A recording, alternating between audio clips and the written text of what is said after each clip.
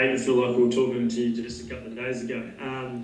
In that, maybe we'll start with Samu.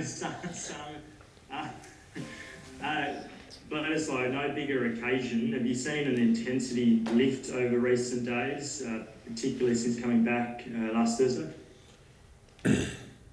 Yeah, obviously we weren't happy with the results, but Eddie being Eddie, I think the intensity was always going to lift leading into the next test matches. But yeah, especially the Bledisloe, I think it's not just because of the Bledisloe, but just as a team, we needed to lift the intensity at training and create some great habits leading into these next two games. But yeah, especially this game in front of our home fans, it'll be the last opportunity we get.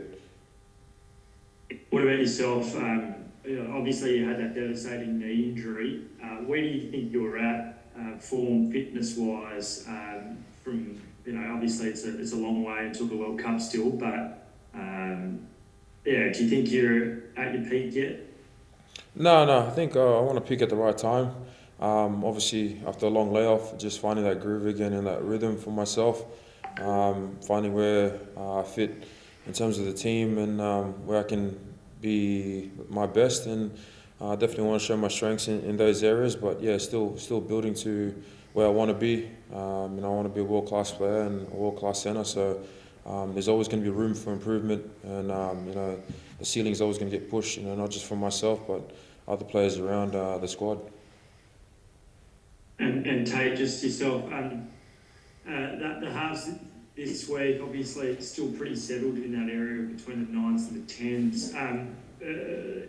Is there been much of a tweak, or is it the game plan with Eddie? Does it vary too much when you're taking on like a New Zealand side, which probably doesn't, it's just got that pace, and you guys have experienced that right the way through the Super season as well? Yeah, no, I'd say, again, the focus has purely been on how we want to play just our own brand of footy. I wouldn't say it varies. Obviously, the intricacies vary based on who you play, but the overall game plan, the mindset stays exactly the same. Because for us, we need to find our identity and what we do well in and around that. So we've been training really hard, like Samu said. It's been a good 2 days on the paddock. We'll have another one tomorrow, but I'm really happy with where we're seeing those shifts in the mindset grow.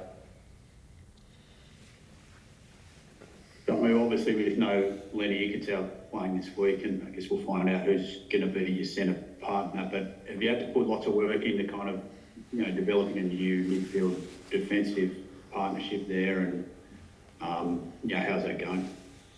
Yeah, we've been chopping and changing.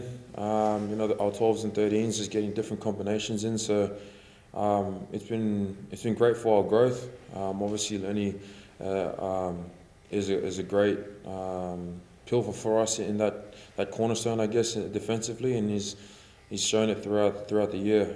But he gives great opportunities for other guys to step into that space and for that more of that growth that we need, and it's created great competition for that 12 and 13 jumper. And can I just ask you, casting your mind back, I guess kind of, before the last World Cup, there was that great win in Perth. You don't want to go too far back, but what are the keys to being successful against the All Blacks? You've done it a couple of times, but, what do you guys have to do well, when you look back on the times you have done well, to beat the All Blacks? Yeah, I'd say for me, it's just pressure. The moment you relieve the pressure off a team like the All Blacks, you invite guys like Bowden, like Richie, like Damien McKenzie. You invite them straight into the game, and that's exactly what they want. So you give them time to make decisions, they'll make the right decision every time. If you reduce that, and it starts at the tackle contest, it starts at the collisions, you get that side of the game right, and you add in parity at set piece, then it goes a long way to putting you into a position to win. Doesn't guarantee you a win, given the calibre of the team like the All Blacks, but it puts you in a position to get that result. And just in terms of it's been pretty low possession counts for you guys over the first 2 tests. You've had to look into why that is. It's obviously multifaceted, but can you turn that around for this test? So obviously playing without the ball for that amount of time is really difficult. Yeah, and I think looking back on the last two tests, like that's come due to our breakdown inefficiency. So there's been there's been a lot of kicking as well, and a lot of it's probably been questionable. But for us, we've got to make sure that when we decide to take that ball at the line, when we decide to play the style we're trying to play, that we're there at the breakdown. That we're winning that speed into there, and we're making sure that threats like Sam Kane, Marty Sarver, all these guys, they don't have a sniff in around that breakdown, because we know they're coming and they're bloody good at it. So if we can, fix that mentality around actually winning those races, predicting where that ball's going to be, and taking care of it, then you'll see a higher phase count from us. Samu, just wondering, mate, what you've made of Geordie Barrett's switch to inside centre and what you've seen, and I guess what he brings in that kind of new look All Blacks midfield. Yeah, he's a world class player, and he's I thought he's transitioned really well. I think he can play the whole back line.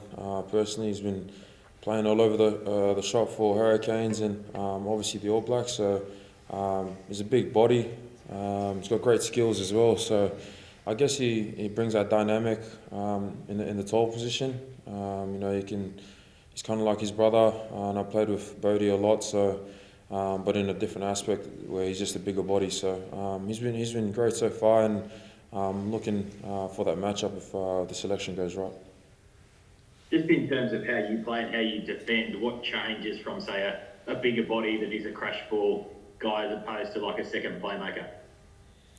Yeah, I guess what Tate spoke about before, just the pressure and the time on the ball. But at 12, it's all kind of similar. You got big guys that want the ball early, and then you got guys like him that can shift the ball as well. So just that pressure and the time, we want to lessen that time and put pressure under his skills. He's got great skills, so the more we can pressure him in that space, trying to stop him from getting the ball out wide will be a key factor for us.